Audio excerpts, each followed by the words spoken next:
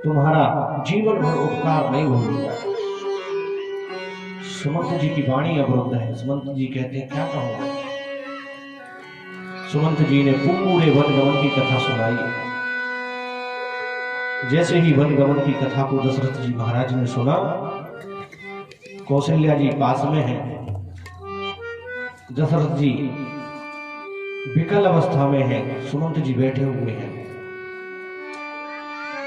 सुमंत जी को जैसे ही वनगमन की कथा सुनाई तो सुमंत जी ने तो दशरथ जी व्याकुल हो गए, तड़पने लगे, शरीर कपकपाने लगा, कांपने लगा शरीर। दशरथ जी की इस हालत को देख करके कौशल्या मैया बोली, स्वामी स्वामी क्या कर रहे हो आप, ऐसा व्यवहार क्यों कर रहे हो। अरे स्वामी धीरज धारण करिए। अरे स्वामी ये अयोध्या नाव है और हम सब इसमें बैठे हुए हैं, विराजित हैं। आप ही तो नाविक हैं, आप ही तो नाव चलाने वाले हैं। आप ऐसे व्याकुल हो जाओगे तो स्वामी नाव डूब जाएगी, बचेगी नहीं।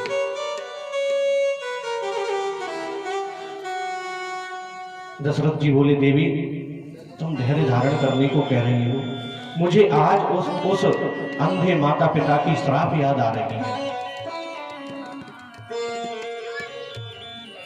आज उस अंधे माता पिता ने जो मुझसे कहा था, दशरथ जिस प्रकार पुत्र के वियोग में हम मर रहे हैं, हम अपने प्राण त्याग रहे हैं, श्राप देते हैं पुत्र वियोग में तुम भी मरोगे, मरोगे बचोगे नहीं, तुम भी मरोगे।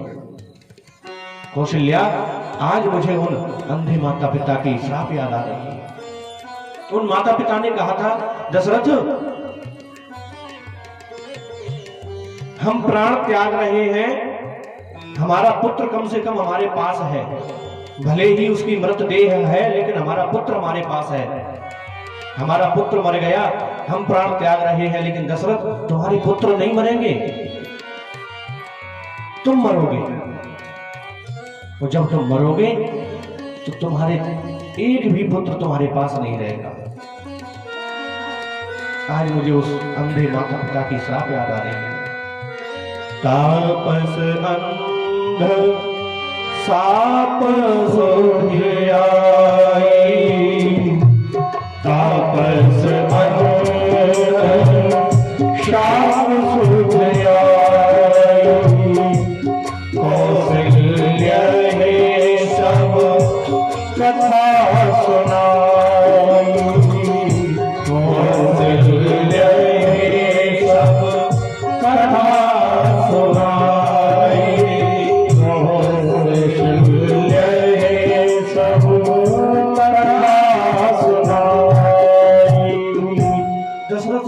कांपने लगे। दशरथ जी ऊपर देखने लगे। दशरथ जी भगवान को अयोध्या से गए 6 दिन हुए थे। एक एक दिन के बदले में दशरथ जी ने राम राम नाम पुकारा।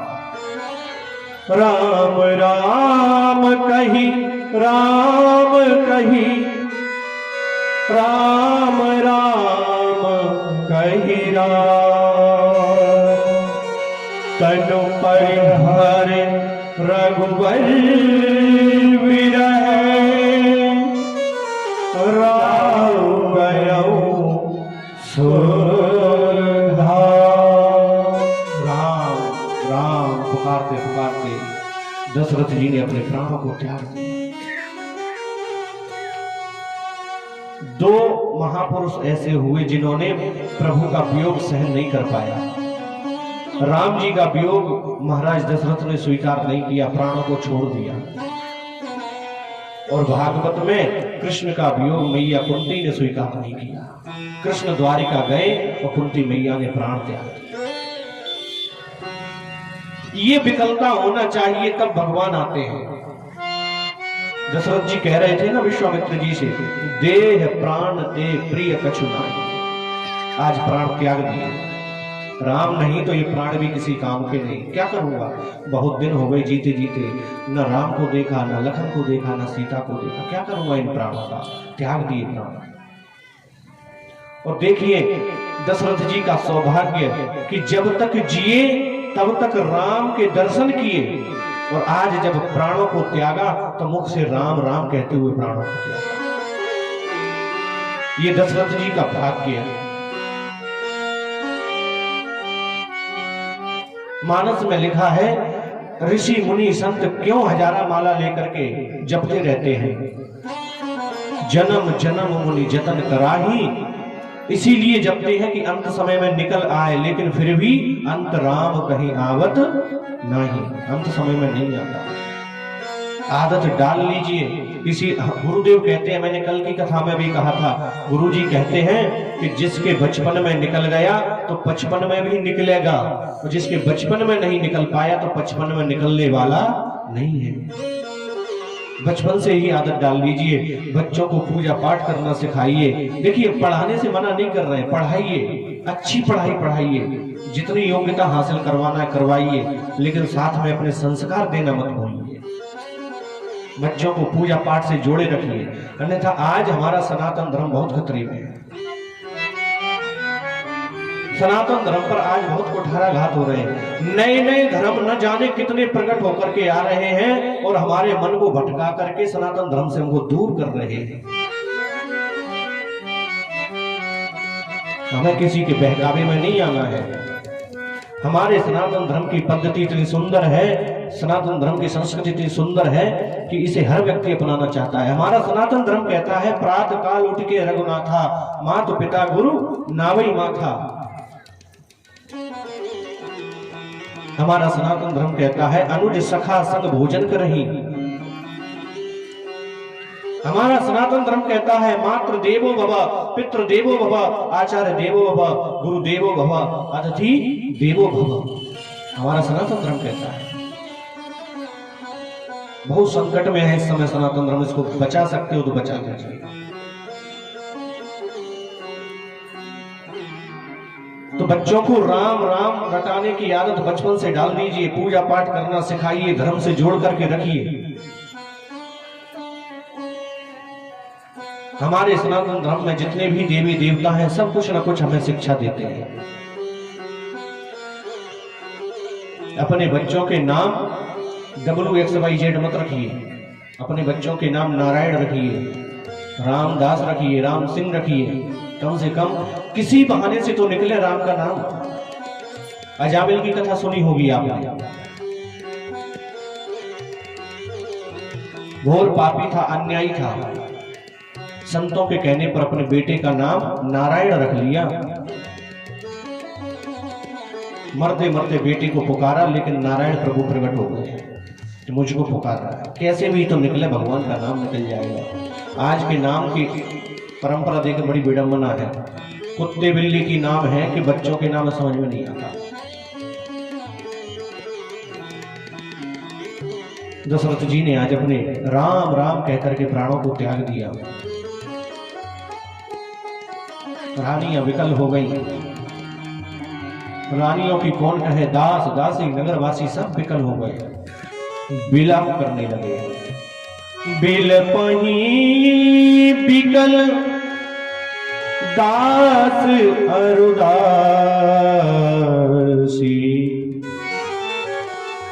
घर घर रोदन करही पुरवासी।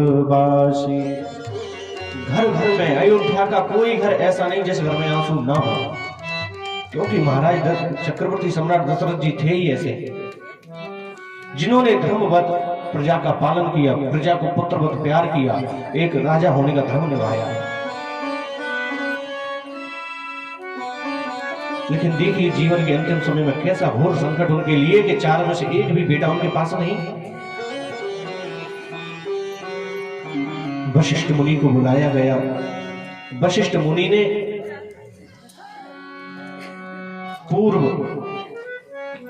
जो पूर्वज थे उनकी कथाएं सुना करके जैसे तैसे धैर्य धारण कराया। कौशल्या इत्यादि रानियों को, परिकर को।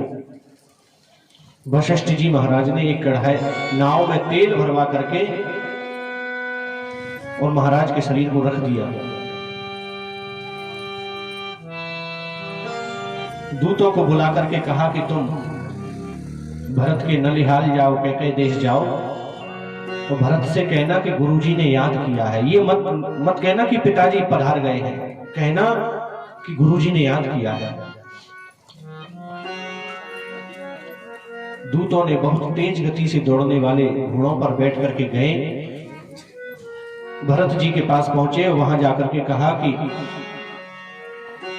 गुरुजी ने याद किया है।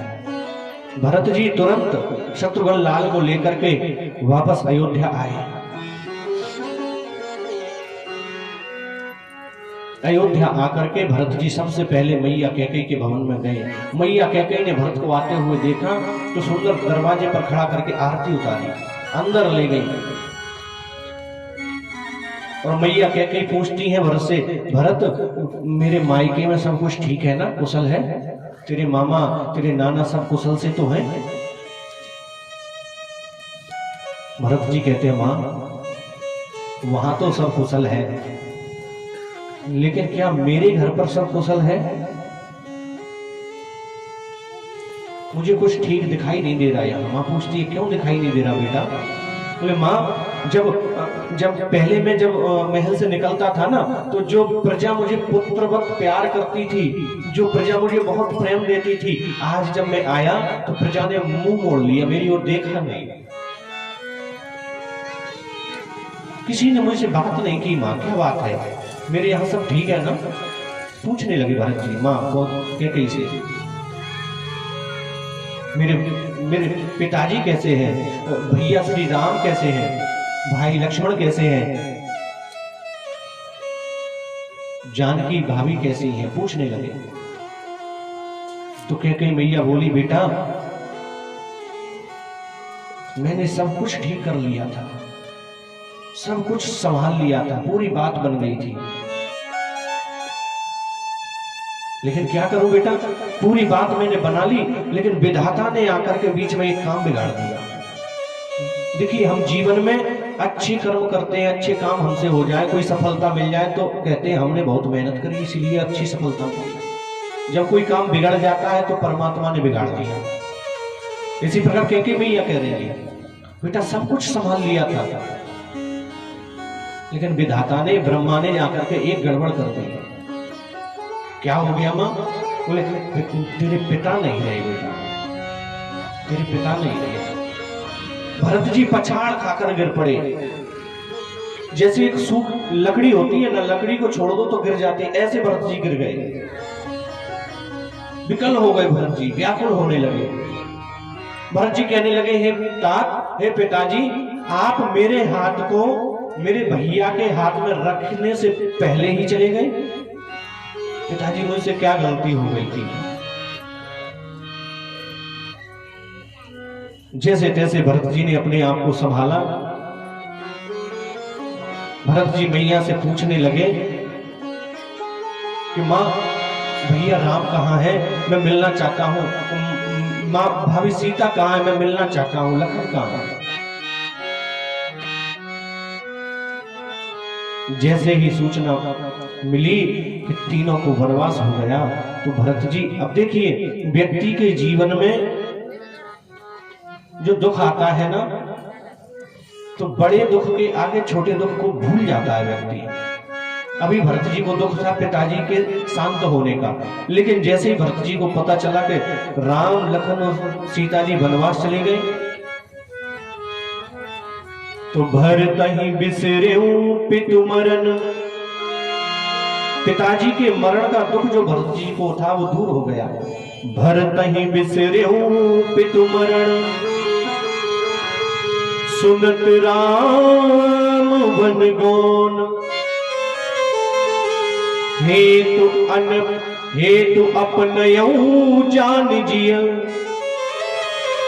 थकित रहे धरिमौन। बिल्कुल खड़े के खड़े रह गए।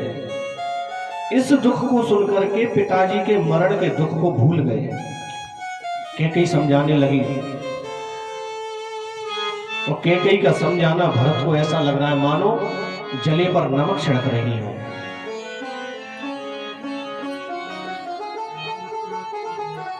मां की कुटिलता से शत्रुघ्न जी के सारे अंग जलने लगे। भरत जी ने बड़ा भला बुरा कहा।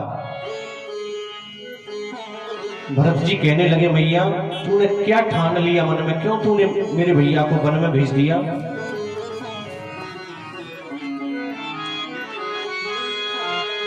और मैया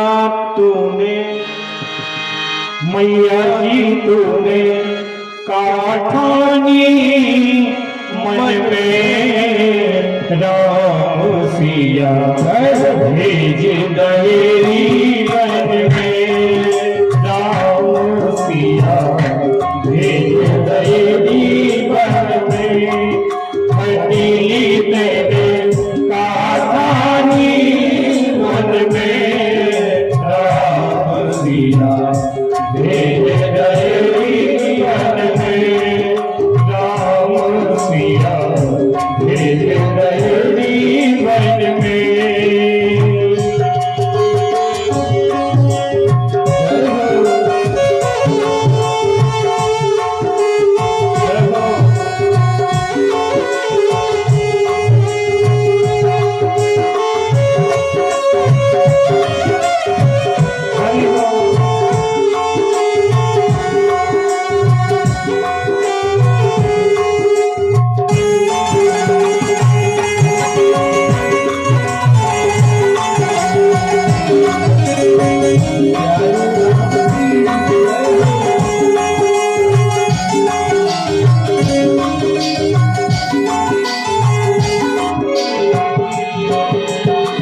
महल छोड़ वहाँ नहीं है मड़ैया, महल छोड़ वहाँ नहीं है मड़ैया, महल छोड़ वहाँ नहीं है मड़ैया, महल छोड़ वहाँ नहीं है मड़ैया। सिया सुकुमारी संग दो भैया, सिया सुकुमारी संग दो भैया, काऊ वृक्ष तन भीजत होंगे, काऊ वृक्ष तन भीजत होंगे, तीनों में घन में राम सिया भेज दहेरी बन में राम सिया भेज दहेरी बन में। मैया जी तूने काठानी मन में राम सिया भेज दहेरी बन में राम सिया भेज दहेरी बन में।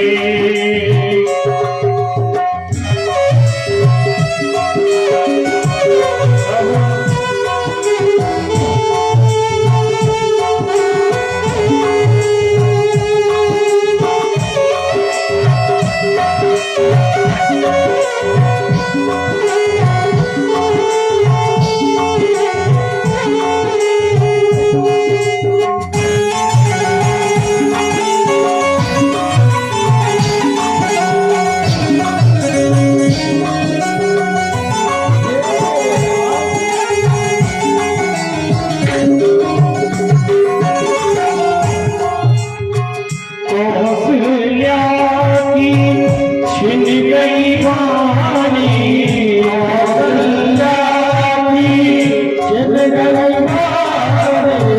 कौशल्या की, छिन गई वाणी कौशल्या की, छिन गई वाणी कौशल्या की, छिन गई वाणी रोए न सकी उर्मिल दीवानी, रोए न सकी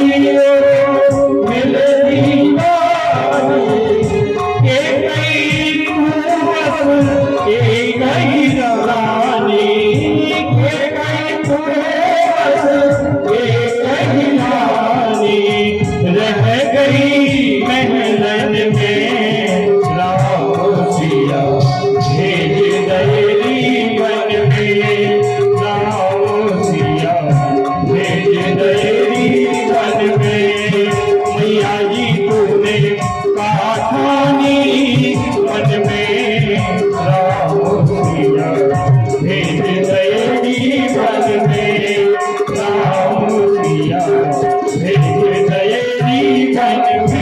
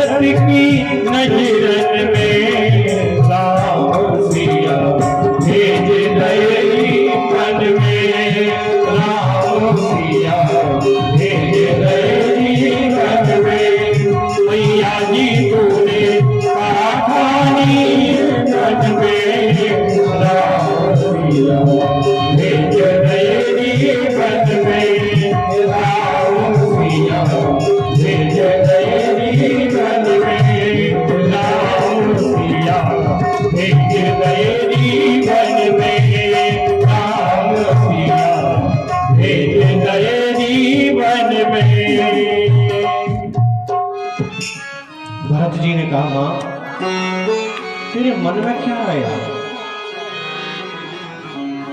तुझे जरा भी संकोच नहीं आया कि मैं क्या कह रही हूं?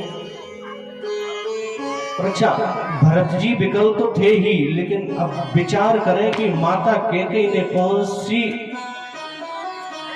कैसे कहा होगा भरत से इस बात को, क्योंकि माता कैकेयी ने राम से कहा था कि राम, जिस दिन मैं तेरे लिए वनवास मांगूंगी उस दिन से भरत मुझे मां नहीं कहेगा।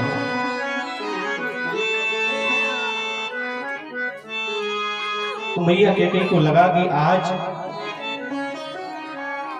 के बाद अब भरत मुझे मां कहने वाला नहीं है। कितना हृदय कठोर किया होगा मां कैकेयी ने इस बात को कहने के लिए। भरत जी ने तमाम भला बुरा कहा मां को। भरत जी कहने लगे, मां तू मां कहलाने लायक ही नहीं है। अरे ऐसा वरदान मांगते समय तेरी जीभ में कीड़ा नहीं पड़े? तू मर क्यों नहीं गई? हे विधाता, तूने मुझको इस कलंकिनी के गर्भ से जन्म क्यों दिया? तमाम भला बुरा भरत जी कहने लगे। शत्रुघ्न लाल जी को क्रोध आ गया। मंथरा सजी धजी आई। शत्रुघ्न लाल जी ने जब उसको हंसते हुए सजी धजी देखा, देखिए रामायण में एक पात्र ऐसा है जो कभी बोला नहीं। राम जी ने अपने मन की बात कह ली। लक्ष्मण जी तो क्रोधी थे, वो तो समय समय जब भी समय आया तब बोले। भरत लाल जी ने भी अपने मन की बात कह ली, लेकिन शत्रुघ्न लाल जी कभी बोले नहीं। मौन पात्र है ही रामायण के, जीवन भर मौन रहे। और सबसे बड़ा संकट होता है जीवन में अपने मन की बात जब व्यक्ति न निकालता है, अंदर ही अंदर घुटता रहे, अंदर ही अंदर रोता रहे, वो सबसे कठिन क्षण होता है। शत्रुघ्न लाल जी को आज गुस्सा आया तो शत्रुघ्न लाल जी ने उस मंथरा की चोटी को पकड़ करके घसीटा, कुबड़ पर लात दे मारी। चिल्लाती और रक्त बहाती जमीन पर गिर पड़ी। भरत जी कहते हैं, शत्रुघ्न उसे क्यों मारते? उसका क्या दोष है? दोष मेरा है, मारना है तो मुझे मार। मेरे कारण भैया को वनवास हुआ, दंड देना मुझे दे, उसे मत दे। उसका कोई दोष नहीं है। न मैं होता और न मेरे लिए मैया राज्य मांगती और न मेरे भैया को वनवास होता। मेरे लिए, मेरे कारण ये सब हुआ है। तू मारना है तो मुझे मार। उसे क्या मारना है? उसका क्या दोष है? मत मार उसे। तो भरत जी वहां से उठ करके कौशल्या जी के भवन में गए। जैसे ही भरत जी कौशल्या जी के भवन में पहुंचे तो भरत राम ही की अनुहारी। राम और भरत देखने में एक जैसे। कौशल्या जी ने देखा तो लगा कि राम आ गए, और कौशल्या जी उठ करके दौड़ करके आई, रास्ते में ही गिर गई, पहुंच नहीं पाई भरत जी तक, मूर्छा आ गई, रास्ते में गिर पड़ी। भरत दौड़ करके गए, मां को उठाया, मूर्छा खुली, मां ने भरत को गोदी में बैठा दिया। गोदी में बैठा करके मां भरत से कहने लगी, बेटा तो किसी प्रकार की चिंता मत करना। भरत बोले मां कौशल्या से, मां मैं अपने कुलदेव रंगनाथ जी की सौगंध खाता हूं, मैं तेरी सौगंध खा करके कहता हूं, भैया के वन गमन में मेरा जरा भी हाथ नहीं है। भरत जी कह रहे हैं। मां कौशल्या कहती है, भरत तेरे मन में ऐसा विचार आ भी कैसे गया? तू क्यों संकोच, तू क्यों सोच करता है इस बात के लिए? मां कौशल्या कहती है, बेटा सूरज पश्चिम से उग सकता है, मान लूंगी, सूरज पश्चिम से उग आए समझ में आता है,